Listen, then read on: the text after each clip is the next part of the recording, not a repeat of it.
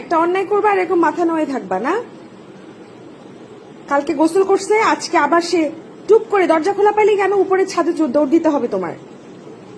বলছি মায়ের লক্ষ্মী মেয়ে হয়ে থাকবা, তা না মায়ের দস্যি মেয়ে হবে সে।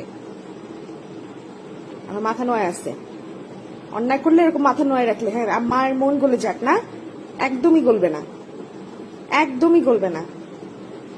গায়ে কি ধুলা লাগায় আসছো তুমি, দেখো কালকে মা কত কষ্ট করে গোসল করাই দিচ্ছে তোমাকে। পচা মেয়ে হয়েছে একটা।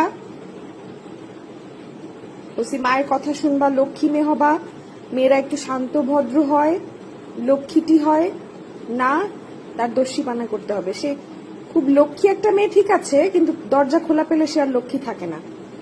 হুটুস করে দৌড় দিয়ে তার ছাদে উঠতে হয়, তারপরে কয়েকটা গড়াগড়ি দিতে হয়, তারপর গায়ে ধুলো লাগাতে হয়, তারপর মায়ের মন খারাপ করে দিতে হয়, তারপর মা বকা দিলে একটু মাথা নোয়ায় রাখতে হয়।